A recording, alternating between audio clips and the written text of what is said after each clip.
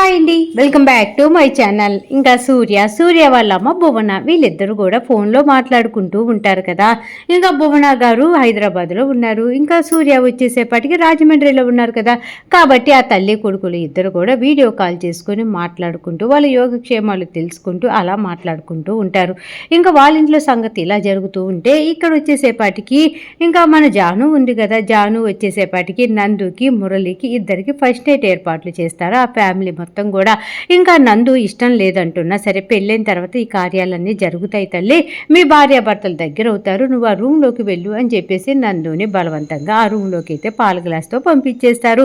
ఇంకా మురళికిను అలాగే వచ్చేసేపటికి నందుకి కొన్ని మాటలు జరుగుతూ ఉంటాయి. అప్పటికి నందు అంటూ ఉంటుంది, ఏదో గతి లేక నేను నిన్ను పెళ్లి చేసుకోవాల్సి వచ్చింది, నేను పెళ్లి చేసుకోకపోతే మా అమ్మ చనిపోతాననింది, అది కాకుండా నా ఇప్పుడు పీటల మీద పెళ్ళి ఆగిపోతే వెనకాల నాకు 3 చెల్లెళ్ళు ఉన్నారు, వాళ్ళ పెళ్ళిళ్ళు అవ్వవు, అది ఇది అని చెప్పి నన్ను మాయ చేసే మంత్రం వేసి మొత్తానికి నీతో నాకు పెళ్ళి అయ్యేటట్టుగా చేశారు. నేను ఎప్పటికీ నిన్ను భర్తలాగా కనుక అసలు ఊహించలేను, నాకు ఫారెన్ సంబంధం అంటే ఇష్టం, నేను ఎన్ఆర్ఐని సంబంధం చేసుకోవాలని నాకు చిన్నప్పటి నుంచి కళ, ఆ కళ అంతా కూడా ఇప్పుడు నువ్వు నా లైఫ్లోకి వచ్చేసి నన్ను చిదిమేశావు, నోరు మూసుకొని నువ్వు కింద పడుకో, నా దారిన నేను పడుకుంటా అనేసి నందు మంచం మీద, మురళి కింద పడుకొని నిద్రపోతూ ఉంటారనమాట. ఇంకా ఇలా జరుగుతూ ఉంటే ఇంకా జాను అలాగే సూర్యకి ఫోన్ చేయాలనుకుంటుంది. ఇంతకీ పడవబ్బాయి ఏం చేస్తున్నాడో ఏంటో, పడవబ్బాయితో మాట్లాడితే నాకు కొంచెం మనసు ప్రశాంతంగా ఉంటుంది అని చెప్పేసి ఇంకా జాను అప్పుడే సూర్యకి ఫోన్ చేస్తూ ఉంటే సూర్య భువన గారితో ఫోన్ మాట్లాడుతూ బిజీగా ఉంటాడు కదా. ఇంకా అప్పుడు వెంటనే సూర్యకి జాను ఫోన్ చేస్తున్నట్టుగా కనపడుతుంది అనమాట.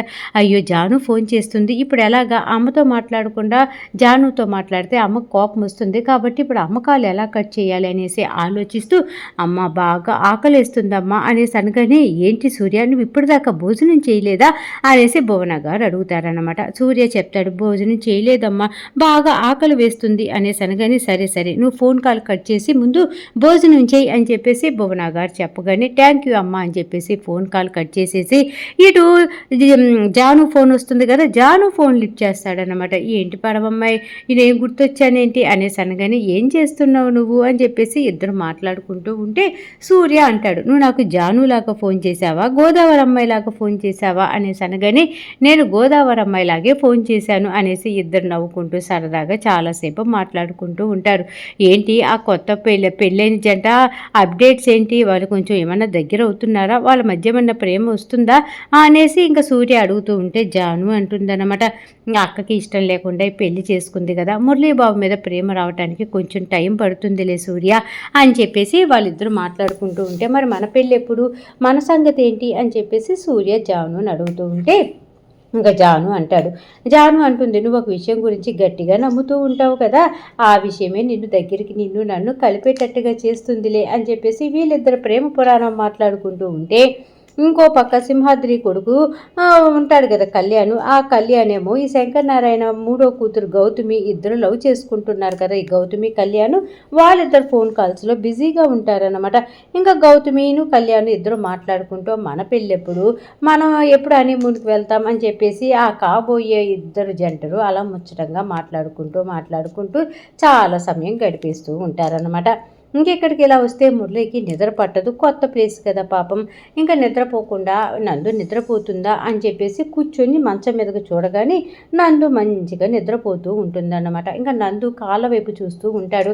పెళ్ళికి ముందు మురళి నందుకి కాళ్ళకి పట్టీలు తెస్తాడు కదా, ఆ కాళ్ళ పట్టీలు పెడతాడు కదా, ఆ పట్టీల వైపు చూసి ఆ కాళ్ళని అలా ముట్టుకోబోతూ ఉంటే అప్పుడే నందు అంటుందన్నమాట, నా విషయంలో కానీ నా శరీర విషయంలో కానీ నీకు ఎటువంటి సంబంధం లేదు, నన్ను ముట్టుకోవాలని చూసినా, నాతో ఏదైనా అసభ్యకరంగా ప్రవర్తించాలని చూసినా నా సంగతి తెలుసు కదా అనేసి బాగా క్లాస్ పీకుంటుంది కదా. ఇంకా గుర్తొస్తుందన్నమాట మురళికి, ఓయమ్మో ఈ నందుతోటి కాదు, నందుకి కోపం వస్తే మామూలుగా ఉండదు, అది కాక పైగా నాకు వార్నింగ్ కూడా ఇచ్చింది కదా అని చెప్పేసి మురళి ఇంకా నందు ఇచ్చిన వార్నింగ్ అంతా తలుచుకొని ఆ కాలు పట్టుకోబోయి కామ్ అయిపోతాడనమాట. ఇంకా మురళి అలాగలాగా మొత్తానికి ఆ నైట్కి నిద్రపోతాడు.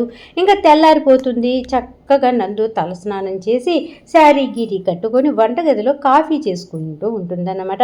ఇంకా నందు అలా కాఫీ చేసుకుంటూ ఉంటే వెనకాలగుండా వచ్చి తటుక్కున గట్టిగా పట్టేసుకుంటారనమాట నందుని. ఎవరా అని నందు తిరిగి చూసి ఉలిక్కబడి వెనక్కి తిరిగి చూసేలోపు వాళ్ళ నానమ్మ వాళ్ళ నానమ్మ నందుని గట్టిగా పట్టుకొని, ఏమే నందు, ఏంటే పొద్దున్నే నిద్ర లేచావు? మామూలు రోజుల్లో అయితే అసలు నిద్ర 10 అవ్వంది నిద్రే లేగవు కదా, అలాంటి తెల్లారిపాటికి స్నానం చేసి కాఫీ కలుపుతున్నావు. రాత్రి ఏం జరిగిందే, ముచ్చట జరిగిపోయిందా? నా మనవడు నువ్వు దగ్గర అయిపోయారా? నాకు త్వరలో ముని మనవడిని కానీ ముని మనవరాలను కానీ ఇస్తున్నారా అని చెప్పేసి పాపం ఆ పెద్దవిడ గలగల గలగల మాట్లాడుతూ ఉంటే ఇంకా నందుకి కోపం వస్తుందన్నమాట. ఏంటి అచ్చట ముచ్చట జరిగిందని అడుగుతున్నావా? అసలు నీకు బుద్ధుందా నానమ్మ? కొట్టానంటే కైలాసం వెళ్ళిపోతావు, అర్థమవుతుందా? ఈ కాఫీ నా కోసం కలుపుకుంటున్నా, ఏ కాఫీ కలుపుకోకూడదా, కాఫీ తాగకూడదా, నాకు ఆ హక్కు లేదా అని చెప్పేసి ఇంకా గోలగోలగా నందు అరుస్తూ ఉంటే ఈలోపే శారదా గారు వస్తారనమాట. వచ్చి, ఏమే నందు, ఏంటి అలా మాట్లాడుతున్నావు? పెద్దావిడిని నానమ్మని అలా మాట్లాడచ్చా? నానమ్మకి గౌరవం ఇచ్చి మాట్లాడాలి కానీ అలా ఎలా పడితే అలా మాట్లాడతారా అని చెప్పేసి అరుస్తూ ఉంటుందన్నమాట నందుని వాళ్ళమ్మ. అయితే ఏంటమ్మా నానమ్మ ఏం మాట్లాడుతుందో అర్థమవుతుందా నానమ్మకైనా కానీ, ఎలా పడితే అలా మాట్లాడుతుంది చూడు అని చెప్పేసి ఇంకా వాళ్ళ నానమ్మ మీద కంప్లైంట్ ఇస్తుంది అనమాట వాళ్ళ అమ్మకి. అప్పుడే వాళ్ళ అమ్మ అంటూ ఉంటుంది, నానమ్మ కాబట్టి నీతో సరదాగా మాట్లాడింది, ఇంకెవరైనా మాట్లాడతారో చెప్పలాగా పెద్దవాళ్ళని అలా విసుక్కోకూడదు నందు. అయినా మురళి ఇప్పుడు ఇంటి అల్లుడు, మురళికి మనం మర్యాద ఇవ్వాలి. మురళి ఎలాగైనా ఏది నువ్వేమన్నా అనుకో, మురళి ఇంటి అల్లుడు కాబట్టి ప్రతి విషయంలో మురళికి మనం ముందుగా చూసుకోవాలి అనగానే, ఆయన ఏమన్నా మహారాజా ఏంటి? అల్లుడైతే మటుకు ఏమైంది?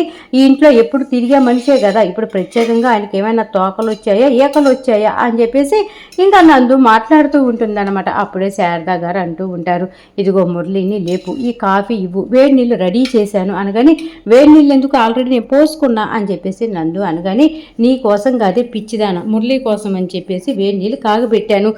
మురళికి ఆ వేడి నీళ్ళు విరుగో బ్రష్ పేస్టు అలాగే టవలు వేసుకోవడానికి బట్టలు అన్నీ నువ్వు అందియాలి, అది నీ బాధ్యత అనేసి అనగాని, అదేంటమ్మా పెళ్లి చేసుకున్నంత మాత్రానే ఆయన గొప్ప ఏంటి, నేను తక్కువేంటి, ఆ అబ్బాయికి నేను ఇన్ని సేవలు చేయాల్సిన అవసరం ఏముంటి అనేసి అనగానే, చూడు పిచ్చిదానా అలా మాట్లాడ మాకు, మురళి ఇంటి పెద్దల్లుడు, మురళికి మనం మర్యాద ఇవ్వాలి. ఇదివరకు అంటే మేనల్లుడు, ఇప్పుడు అల్లుడు కదా, అల్లుడికి తగ్గ గౌరవం ఇవ్వాలి కదా మనం కూడా అని చెప్పేసి నందుని బలవంతంగా మురళి నిద్రపోతున్న రూమ్లోకి కాఫీ గ్లాసు, వేడి నీళ్లు, బట్టలు, సబ్బు, పేస్టు, బ్రష్ అన్నీ ఇచ్చి పంపిస్తూ ఉంటే మురళి ఏమో చక్కగా నిద్రపోతూ ఉంటాడనమాట.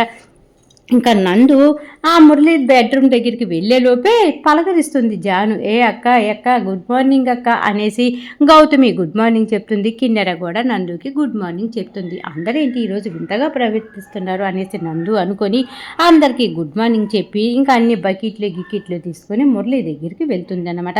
మురళి హాయిగా నిద్రపోతూ ఉంటాడా. బావా అనేసి నందు మర్యాదగానే పిలుస్తూ ఉంటుంది.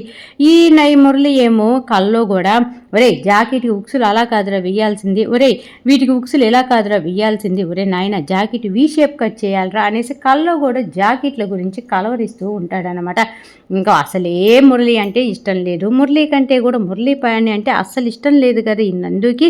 బావా లెగు అని చెప్పేసి అంటూ ఉంటే అస్సలు లెగడన్నమాట. ఐ లవ్ యూ నందు, నువ్వంటే నాకు పంచ ప్రాణాలు నందు అనేసి ఆ నిద్రలో కలవరిస్తూ ఉంటే, ఈ బావ నిద్రలో కూడా నా పేరు కలవరిస్తున్నాడు, నిద్రలో కూడా నా పేరు కలవరించడం నాకు ఇష్టం లేదు అని చెప్పేసి మురళి మీద నీళ్లు జల్లుతుందన్నమాట.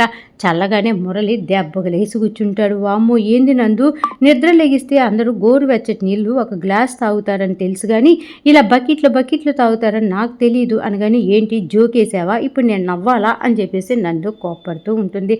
లేదు నందు జోకు వేయలేదు, నువ్వు బకెట్ నీళ్లు తీసుకొని వచ్చి లేపుతుంటే భయం వేసింది అని చెప్పేసి ఇంకా మురళి అంటాడనమాట. నువ్వంట స్నానం చేసిరా, ఇగో వేడి నీళ్ళు, నీ చర్మ సౌందర్యానికి నీ సబ్బు, ఆ చర్మ సౌందర్యం పాడవకుండా టవలు, ఇదిగో నీ పళ్ళ సౌందర్యం కోసం ఈ బ్రష్ పేస్టు అనేసి తీసుకొచ్చిన మెటీరియల్ అంతా ఇచ్చి, ఇగో బావా బట్టలు వేసుకోవటానికి ఇంకా స్నానం అంటే చేసిరా అని చెప్పేసి ఆ బట్టలు అన్నీ అక్కడ పెట్టేసి నందు బయటకు వస్తుంది. మురళి కొంచెం సిగ్గుపడుతూ అన్నీ తీసుకొని బాత్రూంలో స్నానానికి వెళ్ళిపోతాడనమాట. ఇక్కడ ఇలా జరుగుతూ ఉంటే సింహాద్రి శంకర్ నారాయణని మోసం చేసి తోట అతని పేరు మీద రిజిస్ట్రేషన్ చేయించుకున్నాడు కదా, ఆ తోటని అమ్మటానికి జనాలతోటి డీల్ మాట్లాడుకుంటూ ఉంటాడు.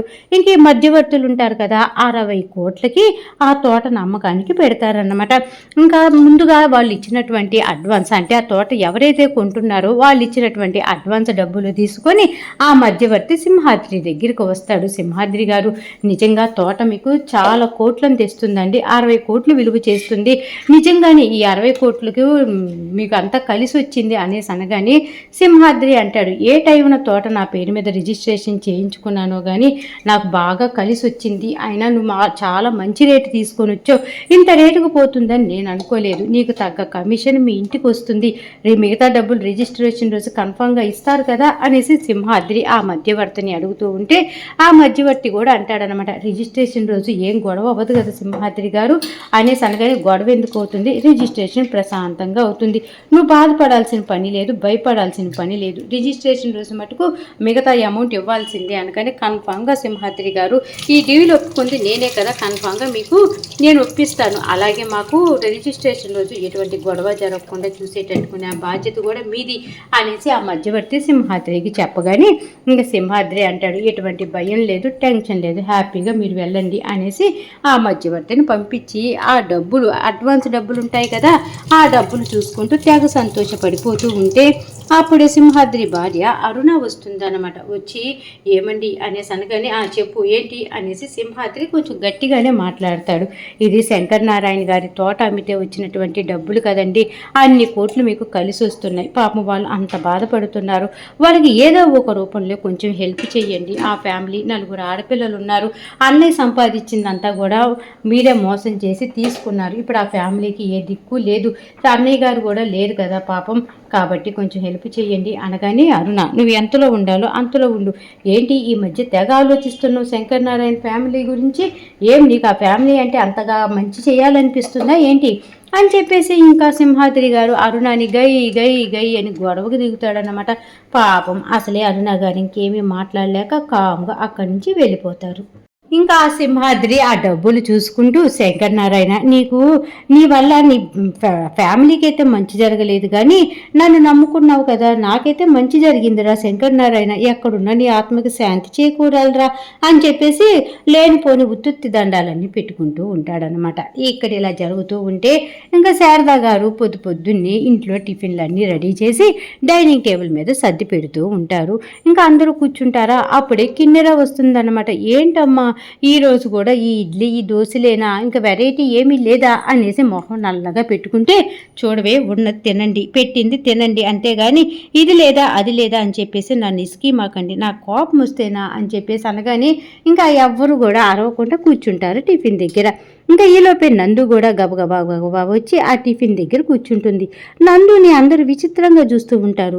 ఇంకా నందు అదేం పట్టించుకోకుండా చక్కగా టిఫిన్ తింటూ ఉంటే ఇంకా అప్పుడు 2 ముక్కలు నోట్లో పెట్టుకొని అందరి వైపు చూస్తూ, అవును ఏంటి అందరూ నన్ను చిత్రంగా చూస్తున్నారు ఏంటి, నేను ఇడ్లీ తినకూడదా దోశ తినకూడదా అని చెప్పేసి అడుగుతూ ఉంటే, కాదే ఎప్పుడు మురళి రాకుండా నువ్వు అప్పుడే టిఫిన్ చేస్తున్నావు, మురళికి పెట్టి కదా తినాల్సింది అప్పట్లో మా రోజుల్లో అనేసి వాళ్ళ నాన్నమ్మ ఏదో చెప్పబోతూ ఉంటే, ఇదిగో ముసలి ఆ రోజుల్లో మా నాన్న మేమేం చేసేవాళ్ళమంటే మా మొగుళ్ళు తిన్న తర్వాత ఆ ఎంగిలి కంచాల్లో తినేవాళ్ళమని ఆ స్టోరీ చెప్పగాకు, ఆ రోజులు వేరు ఈ రోజులు వేరు, ఇప్పుడు మా ఇష్టం వచ్చినట్టు చేస్తాం, ఎవరికి ఆకలిస్తే వాళ్ళు తింటాం, అంతేగాని మొగుడు తినాలి, మొగుడు తిన్న తర్వాత మిగిలింది మేం తినాలి, ఇప్పుడు ఎవడు అలాంటి పట్టించుకునే రోజులు కాదు, నువ్వు అనవసరంగా ఏదేదో ఆలోచించి నా బుర్ర తినగాకు అని చెప్పేసి బాగా గట్టిగా క్లాస్ పీగుతూ ఉంటుందన్నమాట ఆవిడికి. ఇంకా ఆవిడ అంటూ ఉంటుంది, అయినా ఇంటల్లుడు తినకుండా మనందరం తింటున్నాం, ఏంటో ఈ పద్ధతి పాడు అని చెప్పేసి ఇంకా గొనుక్కుంటూ ఆవిడ కూడా టిఫిన్ తింటూ ఉంటే ఇంకా మురళి స్నానం చేసి బెడ్రూమ్లో నుంచి తలుపు సందుట్లో నుంచి నందు నందు అనేసి నందుని పిలుస్తూ ఉంటాడు.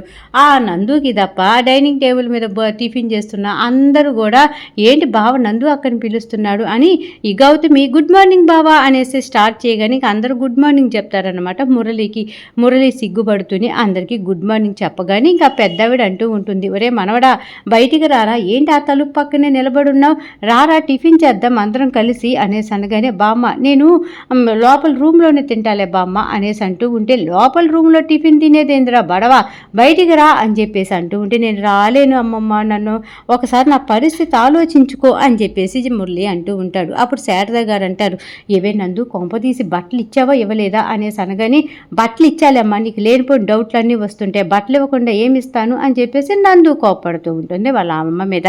ఇంకా అప్పుడే జాను అంటుంది, మీరు అనవసరంగా తిట్టుకోమాకండి, బావ ఏంటో అలా ఉన్నాడు, నేను వెళ్ళి చూసి వస్తా ఉండండి అని చెప్పేసి ఆ బెడ్రూమ్ దగ్గరికి వెళ్ళి, బావ బయటికి రా బావా అంటూ ఉంటే, నేను రాలేను జాను అనేసి మురళి సిగ్గుపడుతూ ఉంటాడు. అయ్యో బావా నువ్వు బయటికి రా అని చెప్పేసి మురళిని చేయబట్టుకుని ఆ బెడ్రూమ్లో నుంచి బయటకు లాగుతుందా, జారిపోయే లుంగితోటి పాపం ఓ తలనొప్పితోటి బయటకు వస్తాడు సిగ్గుపడిపోతూ.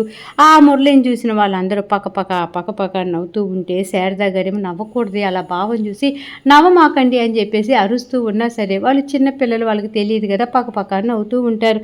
మురళి సిగ్గుతోటి ఆ ఊడిపోతున్న లుంగితోటి గబగబా రూమ్లోకి వెళ్ళిపోతాడనమాట.